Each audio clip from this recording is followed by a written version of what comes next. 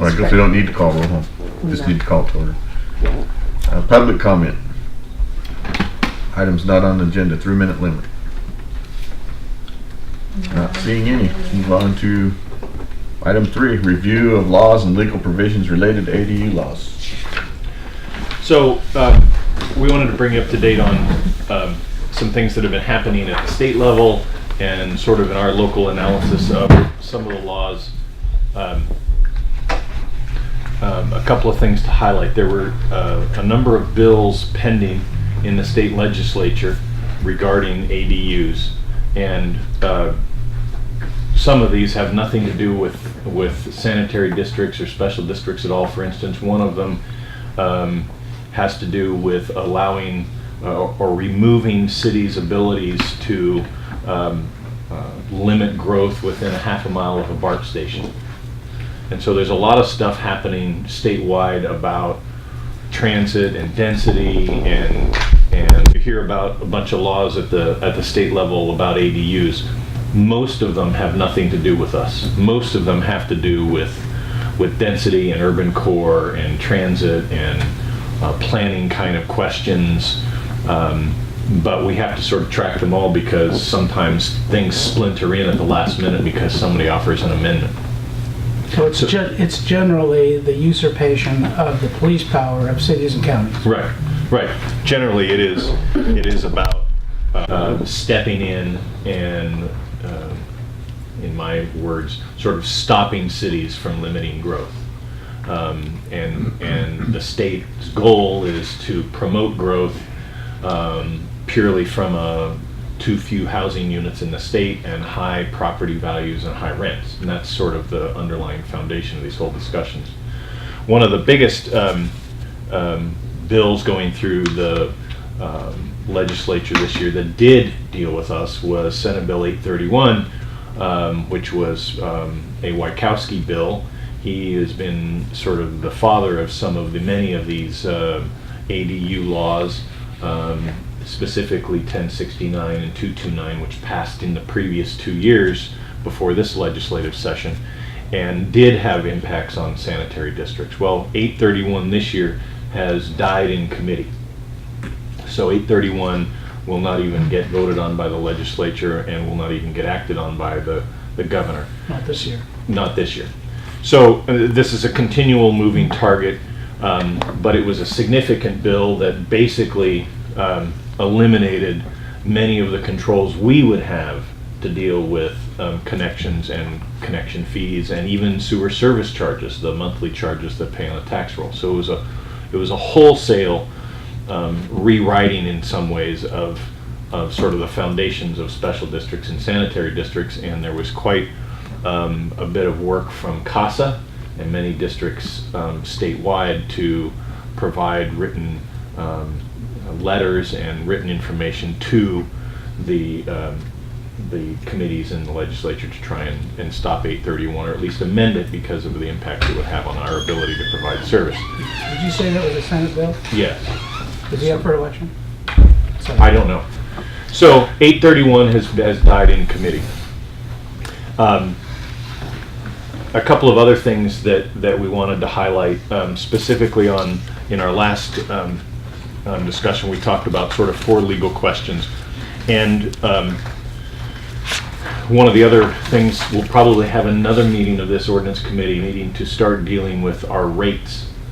Carollo has been doing work behind the scenes, coming up with a lot of discussion about our rate structure. Right now we have a equivalent dwelling unit structure where a house is a dwelling unit and pays, one service unit per month, our service fee. Carollo is looking statewide at what is happening statewide to rates all over the state, how ERUs are being discussed. Are there places where people are using size of unit, water use, all the various mechanisms that other agencies are using, and they're going to provide us with a discussion of what we do here, why we do what we do, and what some of the limitations are in relation to other districts' ideas. one of the ones that's the most prevalent is water usage. There's sort of two very big problems with that as it relates to our district, and one is there are 16 different water districts that overlay our service area. Some of those water districts or mutuals do not even have water meters. So in order to even get water use data, we would have to get it from 16 districts, and some of them don't have water meters. Further complicating it is, under state law, water use data on the residential side is private.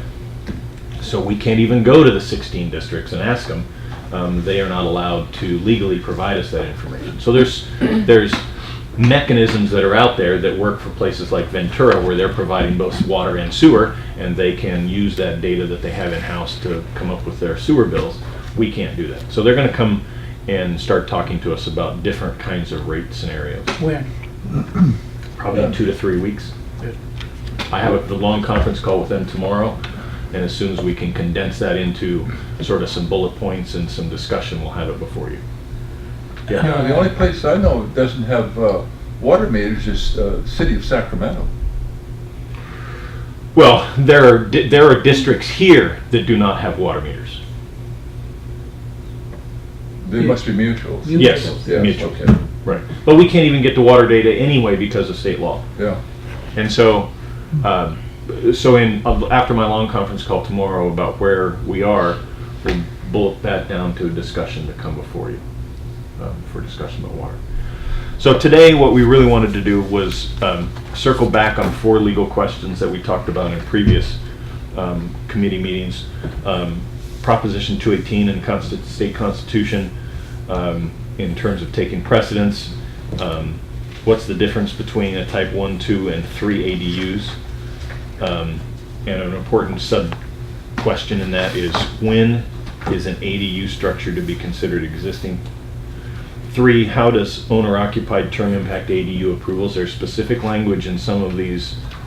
This is not one ADU law, there's a whole bunch of them, and different ones labeled owner-occupied under different conditions. For instance, and Robert will go into it, cities have the ability to allow ADUs or restrict ADUs to owner-occupied properties. The county doesn't. So, I mean, it really, from our perspective, provides a lane that we'll have to stay within in terms of how we designate ADUs. Are you saying that that decision is discretionary between the county and the city? No, in the county cannot make that decision. In the city does have some discretion to do that, and that is specific to state law. So in the county, if an investor who lives outside the area has a property and wants an ADU, the county has to give that person an ADU permit. Isn't the law ambiguous then? No, it's very black and white. I can go over it with you, and what I have before you is a copy, which one of your fellow board members has requested the entire law right here. Okay. And on page 4, it clearly states that a city may require owner occupancy for either the primary or accessory dwelling unit created through this process. That's on page 4 of section 65852.2. And that's just clear. And by saying that and leaving out counties may not require owner occupancy, or may, or are required to consider owner occupancy. Counties are left out of that equation altogether. So the county, and these are the nuances of what is an ADU and what isn't an ADU. So we're going to talk a little bit about that. And then what types of ADUs under what conditions capacity charges are waived. So we're still working through the language, but we wanted to at least have a discussion focused on those 4 sort of legal questions because they impact the actual language that we'll put into our regulations. So I'll let Robert kind of talk through each of those. And thank you, Jeff. Go ahead. Has the county of Ventura ever come up with the language in the ordinance that they're going to use for this? Yes. Yes. They have? Yeah. They already passed their ADU ordinance in February of this year. Now, in general, what the county did And ADU, what an ADU is, not all second units are ADUs, and not all ADUs meet all kinds of criteria. So what the county did is they said a lot less than 20,000 square feet isn't eligible to have an ADU. A lot between 20,000 square feet and 1 acre can have an ADU up to 700 square feet. So if you want to put a second unit on a 19,000 square foot lot, you would have to go through the full discretionary process at the county. You would have to consider traffic, you'd have to consider setbacks, you'd have to do everything that planning would require on a second unit if you're less than that 20,000 square feet. And the county, under their discretion, could just say no. Or they could say do a traffic study, or they could make you do all kinds of stuff if you're on a 19,000 square foot lot. If you're on a 20,000 square foot lot and you went in with exactly the same plan for exactly the same box, the county over the counter with planning go, okay, fine, you can go ahead. So between 20,000 and an acre, you can have an ADU of 700 square feet. Over an acre, you can have up to a 1,200 square foot ADU. So likewise, if you're less than 20, you wanted a second unit, they could make it discretionary. If you wanted an 800 square foot ADU on that middle tier, between 20,000 and an acre, they could make it discretionary. And if you wanted a 1,201 square foot ADU on an acre lot, it would be discretionary. So not every box is an ADU.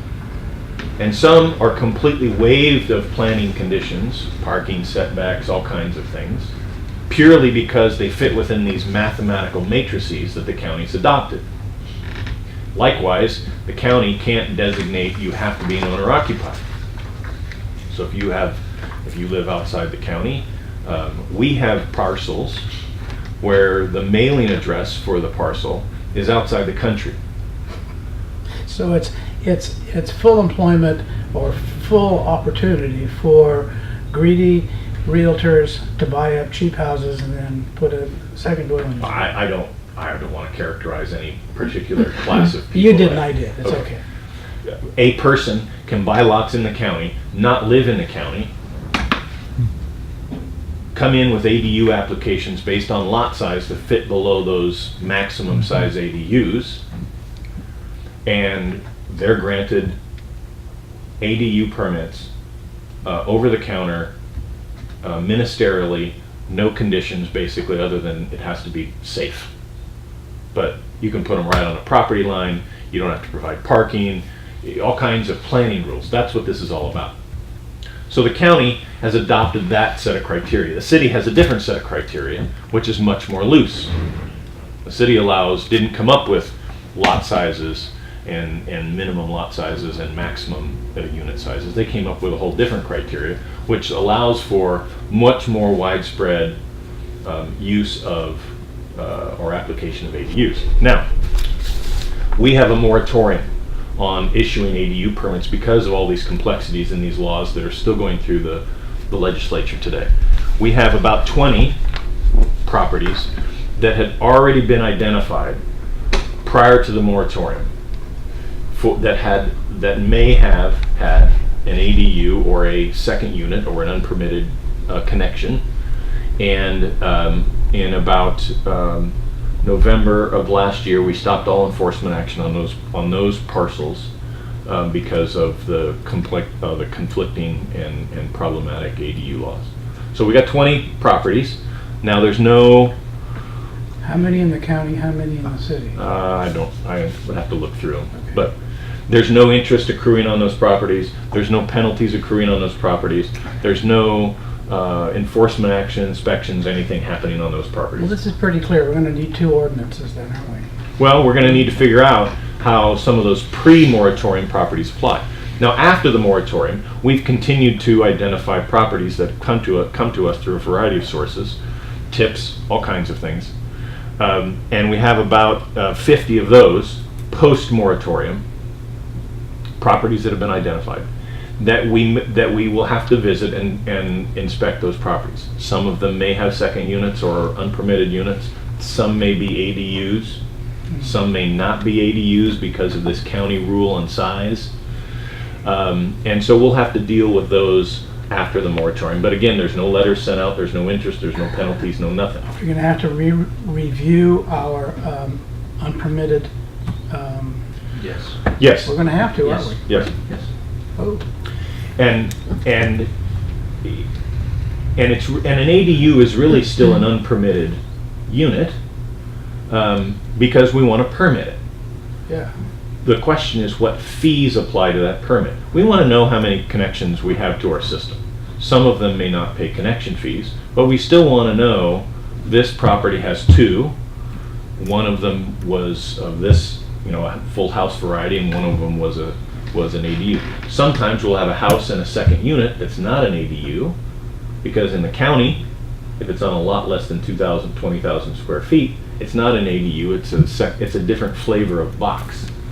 And so, in total, we have about 70 properties that we have on a list that we will keep track of, that we will need to restart the program when this moratorium is lifted. And So- what is that?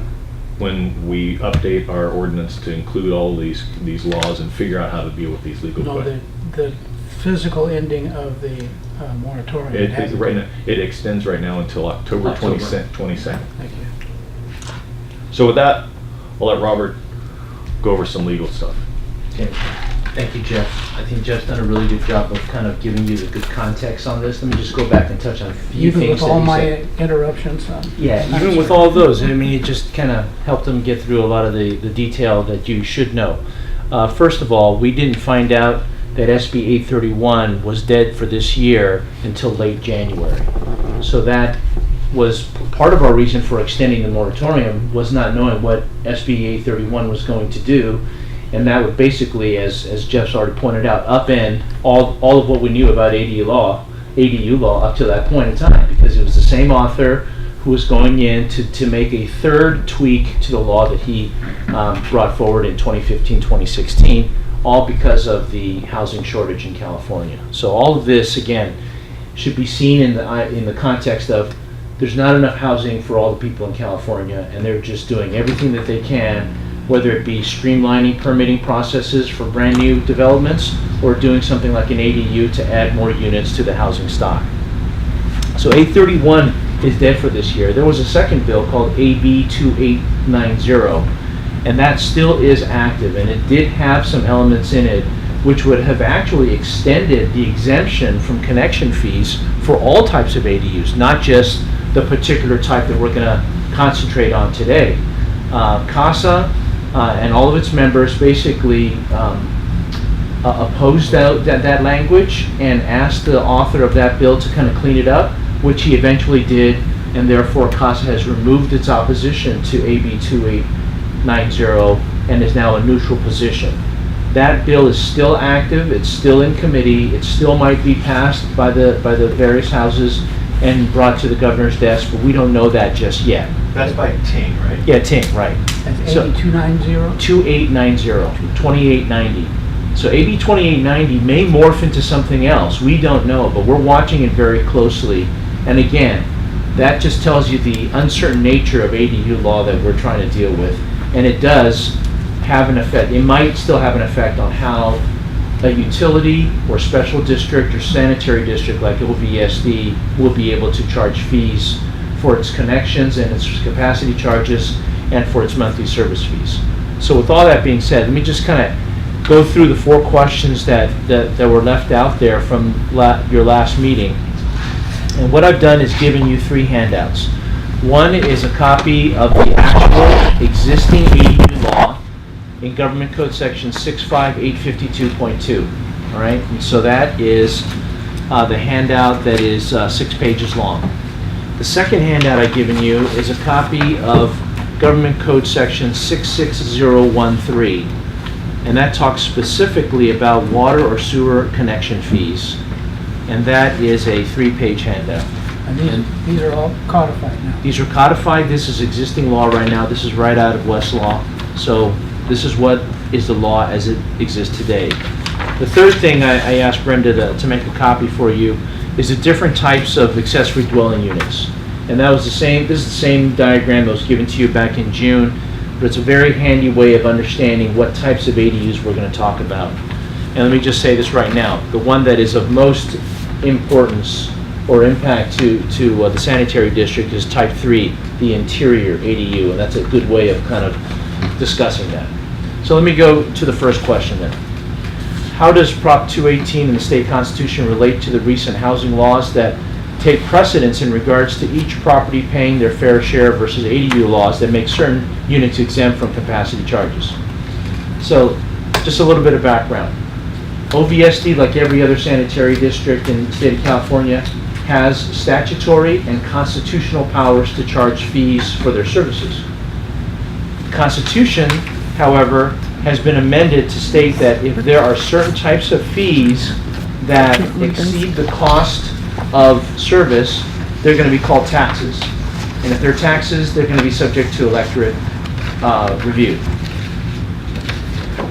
Fees, charges, and rates imposed in accordance with the terms and conditions of Prop 218, however, are not taxes, because 218 provides a way to charge fees so that you don't have to go through the whole the tax aspect of it. The main aspect of 218 is that your fees and charges must be reasonable, fair, and equitable in nature, and here's the key line, proportionately representative of costs incurred by the regulatory agency in order not to be considered taxes. And that's the key thing, proportionately representative. It has to be cost of service. Right. And Government Code Section 66013, which is in the ADU law, basically says this: notwithstanding any other provision of law, when a local agency imposes fees for water connections or sewer connections, or imposes capacity charges, those fees or charges shall not exceed the estimated reasonable cost of providing the service for such fee or charge is imposed. So, That's 218 language, right? yeah, right. State law tracks 218. Right. We're subject to 66013. This is clear as day. And it is even written with water and sewer connection fees in mind. Okay, so with all that being said then, and I'll read this because I think it's important that it's very clear. Because ADUs, by their very nature, impose a burden or cost on the governmental agency's provision of public services, which in your case is the additional burden on the sanitary sewer collection and treatment system, OVSD's compliance with 65852.2 of the Government Code that exempts certain ADUs from paying their reasonable, fair, and equitable and proportionately representative share of the sanitary collection and treatment service costs may be a violation of the California Constitution, Article 13D, which is Prop 218. Okay? That's pure and simple. Everyone that I have spoken to up and down the state recognizes that that legal liability exists as of today. What were you reading from? That's a memorandum. Okay. That's a memorandum. So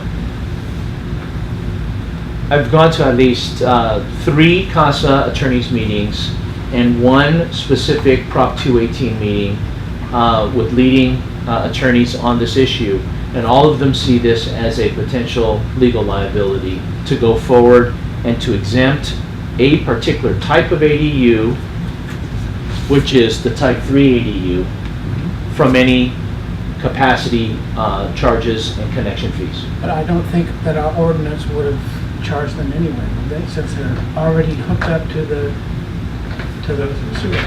No, our unpermitted program, unpermitted connection program, looked at all dwelling units. And if a dwelling unit, if a box met the definition of a dwelling unit, which basically said it had a kitchen, a bedroom, and a bathroom, and it had an independent secondary access, then it met the definition of a dwelling unit, and it should therefore pay a connection fee. Classic example is if you have a house and you put a wall down the middle and you have 2 front doors and 2 kitchens and 2 bedrooms and 2 bathrooms. It's now 2 houses, not 1. I've been in a couple of these where people have done that. They've taken a long ranch house that already had a wall down the middle for whatever building, and they put in one of those doors that you have in some of the old hotels that have a lock from both sides, and they put in 2 front doors and built a new kitchen, so you had 2 units that were completely independent. Now you could open them if both people agreed to open the lock and open it up, but because it had a locked door that could be completely blocked from access, you now have 2 boxes. In that definition, under our ordinance as it stands today, that second unit would be required to pay a connection fee and sewer service charges because it's now a new independent living space. Even though it's not connecting to anything, it's already connected. It's already connected. There's already a lateral. It's not 2 laterals out to the street. Right. But it's now, you now have 2 units where you used to have 1. You now have 2 kitchens where you used to have 1. And so that was what our unpermitted connection program was. Likewise, if you converted, if you built a whole new space in your lot, that would be the same thing. So our unpermitted connection program has been looking at those and says those are now 2 units. That is really the essence of the ADU laws that say if somebody builds a new one, they don't have to pay fees. By default, then, that loss in revenue is now transferred to all of the remaining users in the system.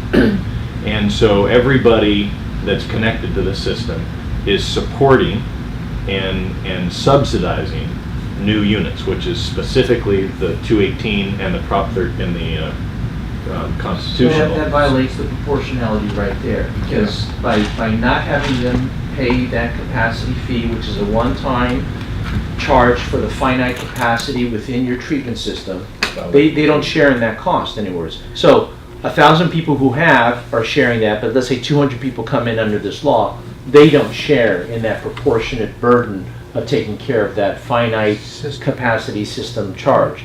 So that, clear as day, is a violation of 218. It also violates 66013 because then we are, by this other law, trumped from even complying with 66013 for those types of ADUs, okay? So even more so than the ranch house that's cut in the middle, let's say we have a pool house and we create an ADU within the pool house. That's considered an interior ADU that is not subject to capacity fees. Let's say I have a garage that's detached, but it's an existing structure.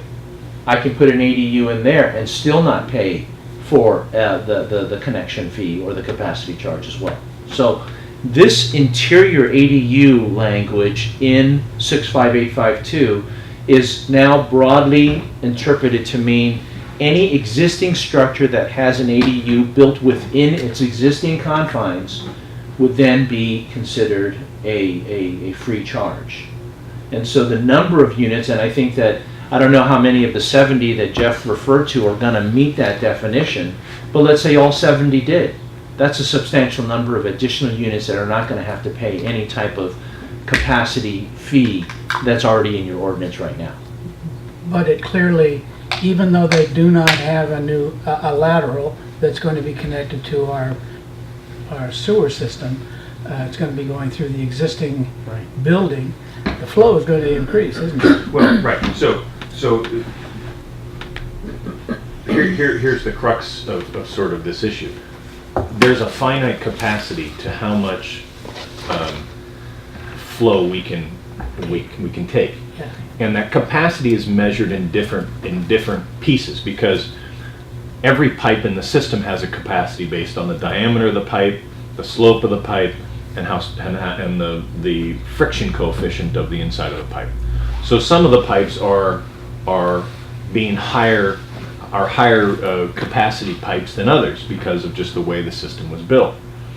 So a few units in sprinkled throughout the system probably aren't going to affect the hydraulic capacity of the pipes. The problem we're going to have, and we're already having it today, is because of the strength of the flow at the plant. There is limitations on the plant being able to treat this additional waste. We have a report that we've gotten, and It's part of our TMDL program. We're going to be having interviews next week on selecting a consultant to help us comply with our nutrient regulations. One of the consultants believes that our existing treatment plant does not have enough capacity to treat any more waste because we're getting so much more waste in the flow we get. When the plant was built, Wait a minute, say that again, please. yes, that's an important thing. Say that again, please. Yes, this is an important piece, and you're going to have the full report in your board package in a week. Oh my God. When the plant was built in '96, prior to '96, we went out and had the flow sampled, and you sample for all kinds of things, but you know, the primary is what we call BOD and COD and suspended solids. And so those are sort of the big three of sewage treatment. Now you have to deal with all kinds of nutrients and metals, and we do about 10,000 tests a year on our system. So when the plant was built, the BOD was about 240, and that's parts per million. And BOD is biochemical oxygen demand. It's basically how much oxygen is needed for the bugs to eat the pollutants, and they have to breathe to do their work. And so the higher the incoming BOD, the more oxygen you need and the more tank space you need for the bugs to actually do the decomposition of that BOD. It's basically grease. So when grease comes into the plant, the bugs eat the grease, they consume oxygen as they're doing it. The more grease that comes into the plant, the more bugs you need, the more oxygen you need. Those bugs do their work in the large oxidation ditches that we have, in the anoxic zone, in the anaerobic zone, and the oxic zone, and they do their work by us sort of alternating how much oxygen they get by adding air into the system.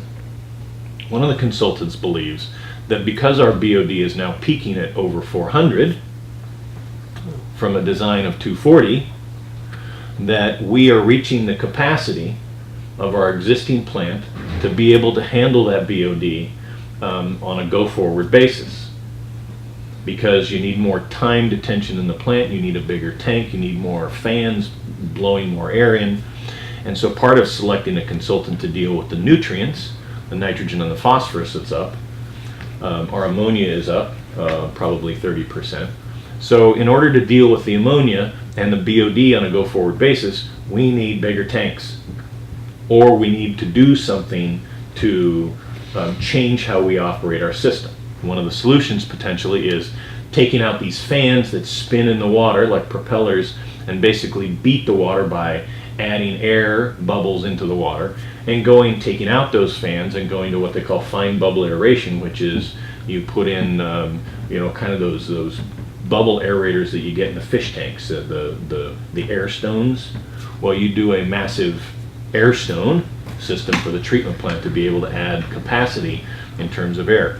So we're going to need to do something to deal with the nitrogen and the phosphorus and the ammonia and the BOD. And the question is, who pays for that? All these new second units, ADUs, whatever you want to call them, some of them may be, because of state law that conflicts with 218 and the state constitution, may be granted a fee waiver to not have to pay that connection fee, that capacity charge, that's going to go to pay for this air system that's needed. So we are reaching the capacity of the plant today based on BOD and air, and at the same time the state is saying, hey, these don't have to pay for it. Somebody's going to have to pay for it, and by default it means everybody else is going to pay for it, and we're going to be in violation of 218 in the state constitution. And we're going to risk someone in our system coming to us and saying, why am I paying for the new air system when person B and C and D and E are not paying for the new air system? Therein lies this crux of question number one. Well, gosh, for as long as I've been here, I thought that the design capacity of the treatment plant was based on flow. This is the first I've heard about BOD and, Well, it's based on flow, but it's based on the chemistry of the flow at the time. Of the flow, say again? based on the constituents of the Of the flow. flow. 'Cause On the we average. were worried when we were reaching 2/3 capacity, and based on the loan that we got from the federal government, we were just about ready to have to redesign the plant based on that. Now the flow's down to almost what it was in 1970, right? And we're having different problems. But who's going to pay for it? We could develop a benefit assessment district and hook in everybody.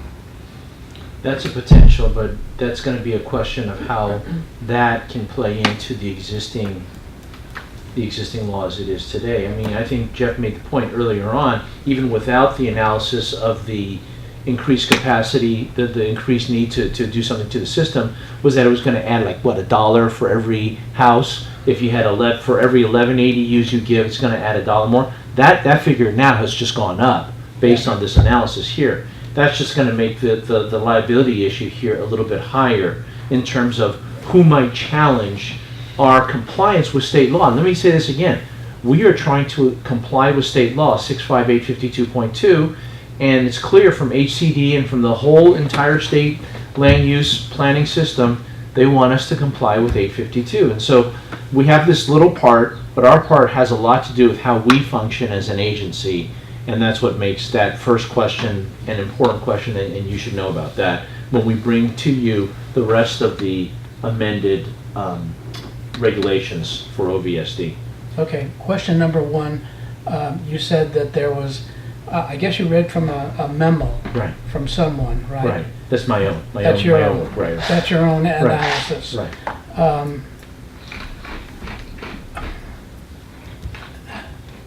But your analysis states that there is a violation of Article 13. Yeah, there may be. Again, it's only when you're challenged. Right now, we can go ahead and we can proceed in good faith in compliance with state law, because it's clear what state law wants us to do is for type 3 ADUs or the interior ADUs, you don't get charged a capacity fee. And that's pretty simple fix within the regulations. That when you go down the capacity fees, you just make a simple exception for this type of ADU. Jeff made the point that each land use jurisdiction, the county and the city, have a different way of calling what is an interior ADU. So we don't really know how they're going to define that. And one of the key questions later on is, what is an existing structure? You know, okay. So does an existing structure mean I can build an outshed or a second, you know, some accessory, a pertinent use on the back 40 or the back part of my property? Is that an existing use because I just built it a week ago? And now I get to convert it into an ADU? We don't know yet. And that's really going to be a question of working together with the land use and building and safety people when they issue permits, and when those permits are issued, for what purpose and what type of building you're building out there. Well, Robert, does that mean we have to make our best guess about how the county and the city are going to put together their own ordinances, and we have to The county, I think, is Right. Pretty well set. is much better set.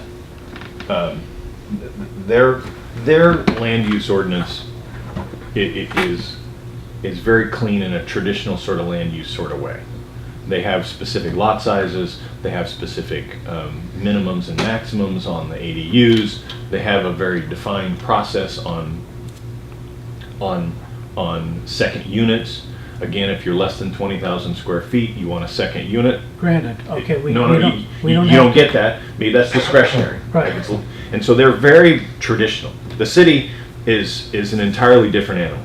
First of all, the city has passed a resolution at the city council level where they're not going to cooperate or provide or require people to get a will serve letter before they issue permits. We are driving down the street, seeing construction, looking at our permit logs, and finding permits that have been issued by the city with no coordination with us whatsoever. It's like a free-for-all sometimes on what's going on in the city. The city also is considering, for instance, allowing tiny homes to be ADUs. Well, a new tiny home on a property is not an interior ADU. It's a new tiny home. It's not an existing tiny home. So there's all these different flavors or varieties of land use that the city is considering, allowing, permitting, processing that are entirely different than anything in the county and entirely anything I've ever seen in many of the cities I've worked for. So it's like, we're not even sure on the question of, does the city have a policy of owner-occupied that applies to their ADUs? Because they require it on some, but they grandfather others in, even though they're non-owner occupied properties. So it is going to be a meticulous process to work through every single property. Some of them will be much easier and much quicker in a county than they will in a city. The city is going to be a very, very difficult process because how something was approved, why it was approved, how long it's been there, what were the conditions, is a very difficult thing to unwind at the city level. Well, the hierarchy of legal jurisdictions laws starts with an ordinance. That's the most powerful instrument they can use. The second one is a resolution, which doesn't carry the same amount of weight. So does their resolution for not cooperating with this district violate any health and safety code? That would take some research to do that. I don't have an answer to that right off the bat. So again, I agree with what Jeff said, that the county is much better situated. You're going to know what you're going to deal with in the unincorporated areas of the county. Once you get into the city, it's almost going to be on a case-by-case basis, which is going to make consistency very difficult throughout this process. And again, consistency in land use and sanitary regulations like this is a hallmark of a good one. And if you don't have consistency, then that just, really, why even have a regulation? Right. So, No, why even have order? Order, exactly, that's true. Exactly. so we're working on language that basically complies with 65852.2, the existing ADU laws. Inherent in complying with that, I think there's a known piece that we're complying with state law, but if somebody wants to challenge us and sue us under the state constitution or Prop 218, I think there's an issue there. That would be a customer who realizes they're subsidizing one of these. So if we go to this list of 70, Yeah. we work through them, and 10, 20, 30, 40, whatever, are deemed type 3 ADUs and are granted fee waivers. And then we go down the road and we do this design on our TMDL and look at our nutrient, nitrogen, phosphorus, ammonia plan to deal with that under the new state regulations. And at the same time, concurrent with that, we deal with this BOD issue and changing our air system. And through all those costs that are incurred, which is going to be probably in the neighborhood of $10 to $15 million over the next 10 years, maybe less, maybe 7 years, someone can come to us and say, my share of that added cost is higher than it proportionally should be because some of the people aren't paying and I'm paying more than my fair share. And I'm not sure I have an answer for you other than we're going to get in front of a judge and a judge is going to decide whether 65852 carries more weight than Prop 218 in the state constitution. Well, let's hope it's not Judge Ellis. Well, and I don't see really there's really, it's a fork in the road. We either comply with state law and grant the fee waivers and risk the lawsuit, or we Well, we're not the require, only ones that are in jeopardy. I mean, right, there are. or we require everybody to pay the fee and somebody says I should be free. In either case, in the fork in that road, there is a constituent, a customer that can rely on a piece of state law that supports their case And at this point, after looking at all of this for now over a year and a half, I don't see an easy off-ramp to say, well, there's a third path where we can do this other plan and comply with 65852 and also at the same time comply with 218. So the customer who finally realizes that they're being taken for a ride, when they get to that fork in the road, they're gonna take it. Probably. And so there is the essence. And so the probably the next time we come back with some regulations, they're going to be in line with 65852, and they're going to be in line with the interior ADU type 3 that are required to have a fee waiver. And they are going to have some language description about if they're in the county, they do not have to be owner occupied. And in the city, they may have to be owner occupied, depending on how we work out some of those details with the city. But that's going to be probably the presentation of the ordinance that comes before you. There is another path. We could state that we are standing on Article 13, Section D or C, which D, one? D. right, 13D. And that's our story and we're sticking to it. That is true. There are some sanitary districts that are even taking a longer view than we are. We've established a moratorium during this time period to try to sort through the law, but I think Jeff hit it on the head. That's probably one of the better summaries of what you're going to be facing. It's kind of one of these damned if you do, damned if you don't type of situations. One way or another, you're going to see yourself at the end of a point of a litigation spear, you know, I mean, from somebody. So that's always the potential when you try to do these type of things. This has been explained to the authors of this legislation, but again, the word in Sacramento is there's a housing shortage, and these things are just getting mowed down underneath that overarching view that there's not enough housing in California. So with all that being said then,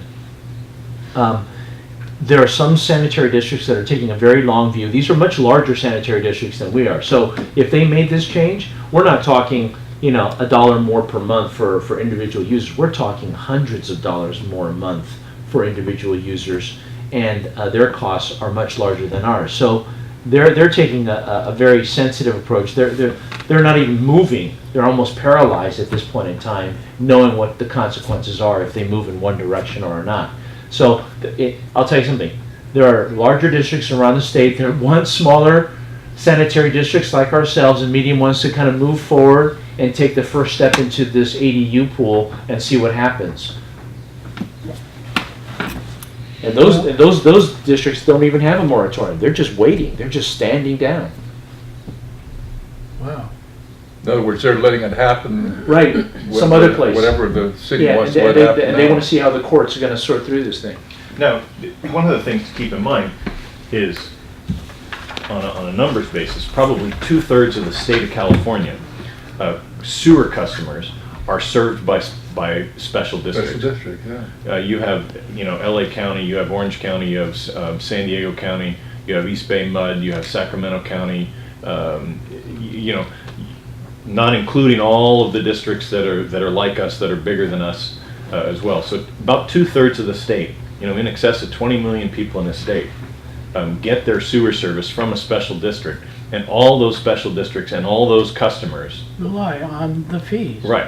And so any one customer in any one of those districts can initiate legal action on this fork in the road over the new state law or the state constitution in 218. And so, you know, like Robert said, some of the bigger districts are just doing nothing, literally doing nothing, Right. and waiting to see if there's going to be a somebody do something and somebody challenge it. It's very similar to state law recently passed a definition that storm drains are sewers. Yep. So sewers, in order to raise fees on sewers, we are under Prop 218, which is essentially a protest vote. If you want to put a property tax on property for stormwater treatment, that requires a vote of the people because it's a tax, it's not a service fee. Well, a new state law said, no, sewers are storm drains are now sewers, therefore a storm drain fee is not a tax, it's a fee. The law is passed.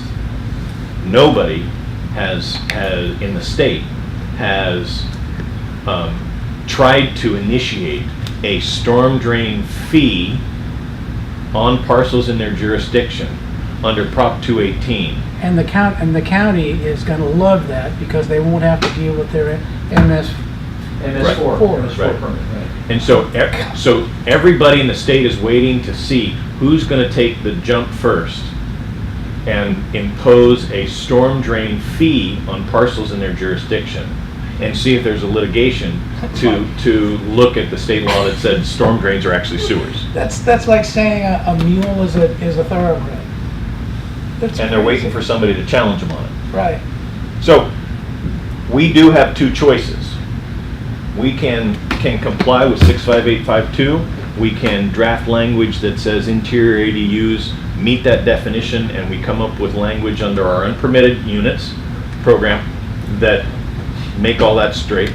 Or we can say this is a conflict with 218 in the state constitution and start charging people fees and lien them, and then they can sue us. I mean, this is just one thought I had. You were talking about third paths or the third ways of doing about this. One thing that I know that the CASA attorney group has not yet discussed is potentially writing a letter to the Attorney General's office and asking for an AG opinion about this conundrum that we find ourselves in. 65852 or Prop 218, given all the facts and circumstances we have here. That might be a way. And again, that request of an AG opinion would come from the board. I don't think they'll do it for a special district, will they? I think they will. Really? Yeah, They would if it were from CASA. yeah, they would. The CASA, yes. but I Potentially don't know. CASA, but I think that they're looking for an actual agency per se, as opposed to a kind of an association. I tried it on a different issue at Yeah? Casitas, and they said no. But that's something I'm just thinking out loud now, just asking my friends at CASA about that. But that's just, again, that's still gonna, that's just getting another opinion, whether or not, and the AG opinions sometimes are good, sometimes they're not so good. And that may not help us out of the hole, but it certainly would give us another, somebody else's analysis here of state law. Probably take them 2 years to do it. Exactly. And in the meantime, you would, but again, if it takes them 2 years to do that, and we were waiting for that, at least we would then. It would carry not- force. It would carry us forward for that period of time. Would carry some force of law behind Right. what we're thinking too, if they Right. agree with us. Okay, let's talk about the third path. What's wrong with complying with 65852.2 and then throw in the 218 issue as well, where we know that it conflicts with Article 10, Section B. Well, Because I'd rather stand on the Constitution than this law that is contrary to it. Well, let me just answer that point. Later on in what I've handed to you there, 65852 does try to thread the needle, and it does this on page 4 of 65852. On the bottom of that page, it says there, for non-interior ADUs, okay, this is not your type 3, okay, this is your type 1 and 2.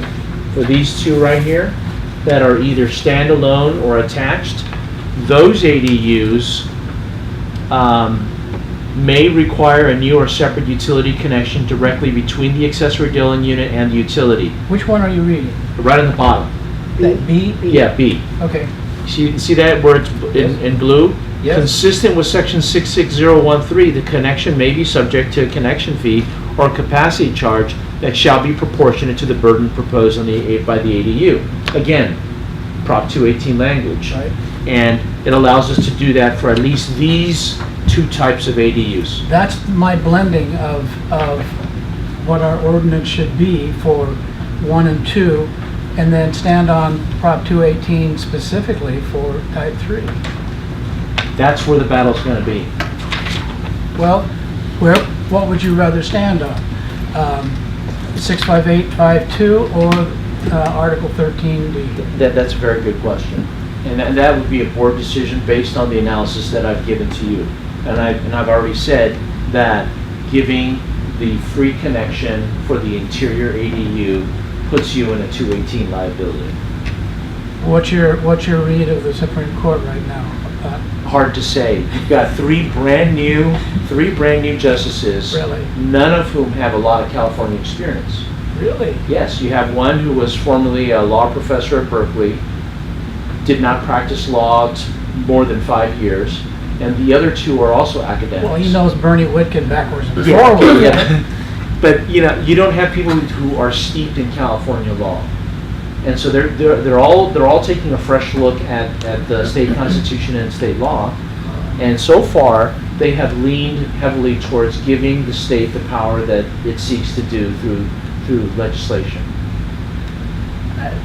Deeming it legitimate because the legislature did. I mean, that's where I see the shift in the in the state Supreme Court. But they at have this point. precedent. That's true, but again, these are fine attorneys and judges who are not sometimes bound by those precedents. But they're not as smart as you and I. Of course. What you're really saying is the courts are looking at the economic problem the state of California has, and they're willing to go along with the legislation that the legislature are putting out there to make that available so they can get the economy going, because we don't have cheap enough housing to have people come in the business, and businesses are leaving, just like Amgen is getting ready to leave Ventura County.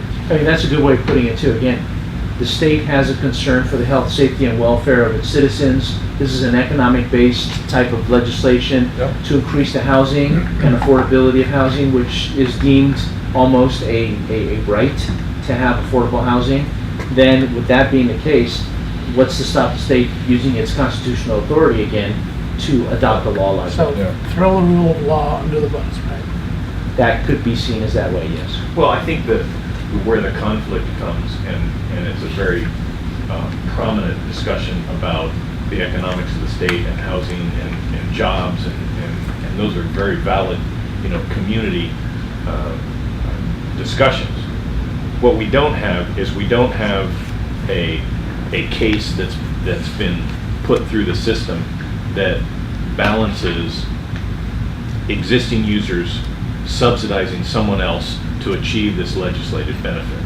And unfortunately, given the size of the economic problem about housing, I think it's going to take some time for some issues, for some costs, for some proof of subsidizing somebody else to work its way through both the administrative process as well as the legal appeals process, to where then the Supreme Court gets in a decision that says, okay, we're leaning towards the state having the power to do things in the best interest of the state, but now we got to balance that against the subsidizing of it by somebody else. And we don't have that class of users or that group of people who have a prominence in the legal sort of arena to be able to compete right yet. So 65852 is a legislative action to solve a problem. The new problem hasn't really risen yet. There's not somebody that's actually subsidizing somebody else yet, so there isn't somebody that can prove standing yet. And so I think the path in the short term is probably less legal jeopardy if we follow 65852 in the short term. But in the long term, depending upon what happens statewide with somebody subsidizing somebody else, there may grow a constituency that says, wait a minute, the legislator is passing laws that impose costs on somebody else without representation and in conflict with the Constitution. And so maybe in the long term, the legal jeopardy balances itself out. But I think that's measured in a quite a long time. I mean, these things don't move quick. I don't see how the subsidizing legal discussion, I might be willing to go along with you, Jeff, if I could come up with a compromise, maybe. And going along with you means that complying with 65852.2. That's what you're basically saying, right? right? Okay. And I'm afraid that my compromise leaves us wanting in terms of authority to do it. But I don't want to see communities commercialized. So we would have to figure out a way to make sure that the owner occupancy is resolute, that the realtors don't go out and buy up properties and then put a free Russ, taking off my sanitary district hat and talking about society, I think that's a huge question It is. in our community, in our valley. We're commercializing every community. Right, is the dialogue between providing affordable housing, providing housing that people need, providing housing for people that can live here and work here and go to school here. I mean, that's a huge deal. But at the same time, there are elements of this law, because of things that happen in other parts of the state, that open the door to investor-owned properties, Yeah. all adding ADUs, and not having the same concerns over community and neighbors They're and all schools and renters. parks, and we see them based on who, with our PSL program, we're seeing every buyer that's coming through the valley, and probably 30% of the homes that are sold to people outside the valley. Now, some of those people are moving here, but many of them are not. And we're not in a position as a sanitary district to keep our little hat on and stay in our lane to just start talking about sewage. I know one realtor that must own 15 different properties. Well, and in the county area, the county doesn't have the regulatory authority to even ask, is it owner occupied or not, before they issue the ADU. Right. The city does have that authority and has got some twists and turns in that discussion, but that is my big fear here living here in the valley. Yeah. is that it's such a desirable area that we're going to change the fabric of the community, in a drastic way. But again, here, this board, us, we got to put our blinders on to a certain extent and stay in the sewage lane. I do think everything we do, we ought to be very clear what we're doing and what all the side impacts are. I understand. I just have great, I know. concern and fear about what's going to be happening to our area. Yeah. Again, Jeff's pointed this out many times. Again, he's taking off his sanitary district hat and just talking in general. We don't have a land use regulatory hat, At all. We can, but we are driven by that decision here. You know what I mean? And even though we're driven by the land use planning decision, it's going to have an impact on our legal compliance with, again, state constitution. So, third, fourth time we've said this, but it's not an easy one to kind of grip. And all the attorneys saw this early on. Everyone saw it early on. It was just getting forced down our throat. That's what it was. And we have to choke it down. Right. And you talk to HCD, they won't even have this conversation with you. For them, this is basically gospel truth. This is like Poland in 1939. So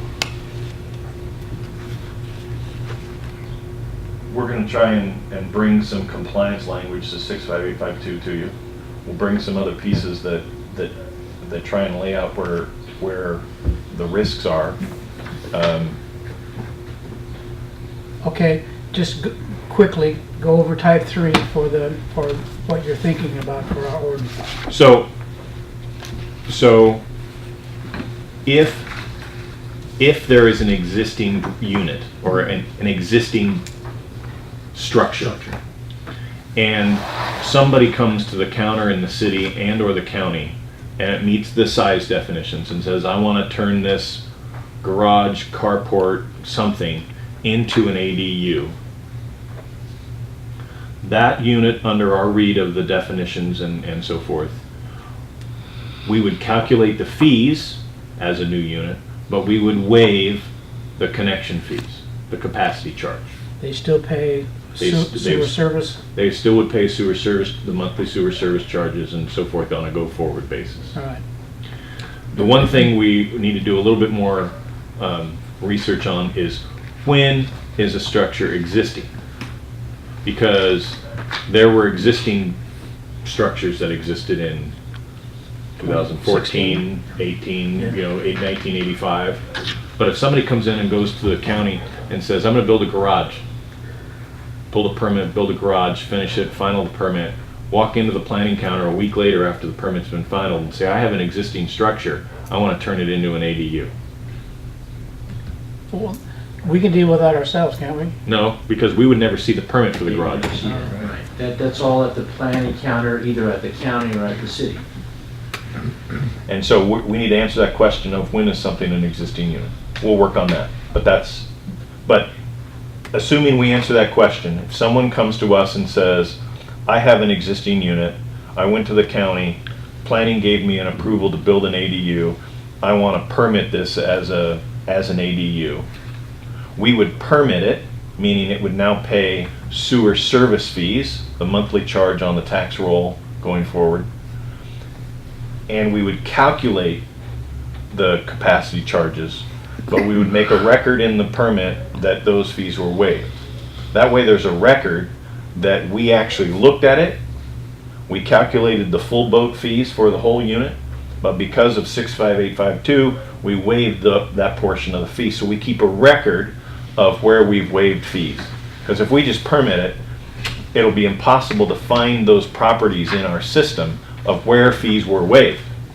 But you're also going to use those calculations for each 11 units that gets waived, it's going to raise our fees. Right. So X then, amount, right? so then we can then we can keep track of how many fees in aggregate we've waived, Yeah. and how much revenue we've lost, and how much revenue then gets placed on other constituents in terms of paying. Across the ratepayers. Yeah. And we're going to make sure that all of that is very well documented and very clear to all our constituents, so that when rates go up and they say, why did you have to, where is this money that we need to pay, why we need to pay it? We say, well, because these properties were waived under 65852. When you make the waiver, can you add in a codicil or language that says we're doing this Under protest? under protest? I'll let Robert answer that. Again, that's something that I haven't looked at, and I would look at, but clearly you can say the reason you're doing it is because of the language in 65852. And the I mean, reason- you would cite The that reason we would exactly. protest it is because of 218, Article 13B. Right. Okay, I mean, what I'm else? looking at the 4 questions here, I think we've covered almost each one of them in the course of our discussion of question number 1. We've talked about the Prop 218 state constitution interrelationship with your compliance with the ADU laws. In the process of doing that, we talked about the different types of ADUs and the ones that would be considered a waiver for capacity fee charges. We should just talk right now about existing units and how there can be, gaming of the system, and it happens all the time at the planning counter, gaming the system about what is it considered an existing structure, and how we are, as a sanitation district, beholden to the land use Sanitary. agencies. Right. Sanitary district. Yeah, sanitary districts, yeah. So we've covered that. And then what types of ADUs and under what conditions are capacity fees waived? Again, it goes back to that interior ADU that we just discussed there, which is the definitional and the determination of what that is really happens at these planning counters. And again, I just can't emphasize enough that Jeff is right. We're kind of subject to how they view it, and if we have no land use if they give it that decision-making. existing Yeah. label, Let's do what it. can you say about that? Right. No, I mean, one of the things I think, and I've said this several times and I'll say it again, because I think it's important to always say it. If you go to almost any other city in this county and the county, they give you a checklist of who you have to go see before you get approval. If you're doing something in a city, you have to go to the water district, the school district, the park district. You got to go over to the fire district. You got to go down to the Camarillo Airport to the fire office and get your Form 126 form signed. And if you walk back in and say, I'm ready for my building permit, and you don't have a receipt from each one of those agencies, they won't even talk to you. They won't even talk to you.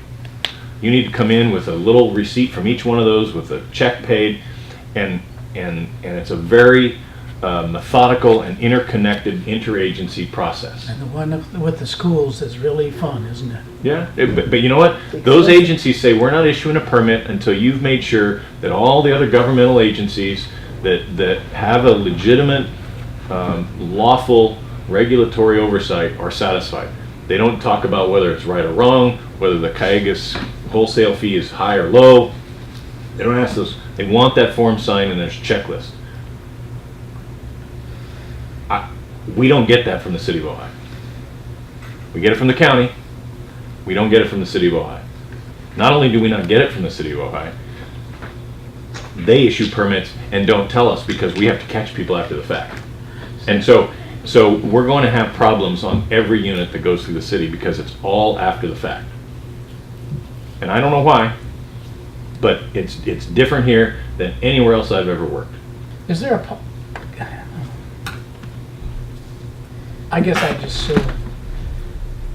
because it's affecting public health and safety. Well, no, what it really does is it causes us more work, and it really puts the customer in a bind, because many customers go build something and they get a construction loan to build something, and payment of fees is a legitimate cost in their loan process. And so they get a loan based on what they think they need to build their project and pay their fees. And then when we come along after the fact, in many cases, their loan's been closed, and now they got to go figure out how to deal with the financial impacts of paying our fees after the fact. So all it really does is causes us more work and puts the customers in a bind. That's the city's choice, not ours. That's basically what this whole thing is going to do. It's just going to give us more work. We're going to have more things to take care of, more records to keep and all that type of stuff, so that down the road we know what's happening. Right. All on a lot of other ratepayers' backs. Yeah. The bird, you know. Yeah, and then the ratepayer is going to say, well, how come all this? Well, it's because the people in Sacramento have been doing you a great job. You know, they created the problem. We tried to explain it to them, but they wouldn't want to listen. And part of it too is you've got a city here who feels that they are taking the spirit and the letter of the law and going, hey, if this is what the state wants, we're going to go one better on them. We're not even going to involve the sanitation agency because we think that these things ought to be, not even on the radar screen of our sister agency that also has, overlapping regulatory authority here. So it is what it is there, For every 11 ADUs that are granted fee waivers, it's equivalent to a 2% rate increase. That's at today's costs, not including what we're going to have to do to deal with the BOD and the nutrient and ammonia problems at the plant. And then you put the annual cost of living and that goes on too, and add that to it, so it gets larger. No, this is not an insignificant thing. Yes, it's huge. Provide affordable housing. I get it. The state's got issues in many areas about affordable housing, and there's many worthy groups. There's a lot better ways to put affordable housing. But in the way they've designed this, in the way they've structured this, that's the math. And I think it's in everything we do, we're going to keep track of all of that so that we have a very clear understanding and story to all our ratepayers of the impacts of state law on us and what we have to do. And they don't care because we're an enterprise district. That's right. Because we can raise rates. I was gonna say, you know, maybe it's going to affect public health and safety, but I don't know, you're a enterprise district, you can just raise rates and fix the problem. So, choke it down, guys. Yeah, It's, you'll pay it. So we're gonna have a. What do you think, Rick? I've never seen it done this way before. In a couple other states, but yeah, this is different. So tomorrow I have a long conference call with our rate consultant to talk about proportionality rates. And as soon as we get some bullets, we'll bring that back as a committee meeting on that topic. And we'll bring this back when we get some more language. We get to see sewer miles traveled. Well, you know, we are a very spread out district. I mean, we're very linear. It's like a long district. It's not like it's a small compact area that's very dense. We're very rural, we're very spread out. And so one of the things we're going to look at is, are there costs associated with this rural spread out district that maybe for consideration there's some other ways to look at it. Good. Okay, I have another meeting at 11 o'clock. Do we have anything else, That's where we are. Mr. Chairman? So would you like me to adjourn this? 10:45? If we're done, yeah. We're done.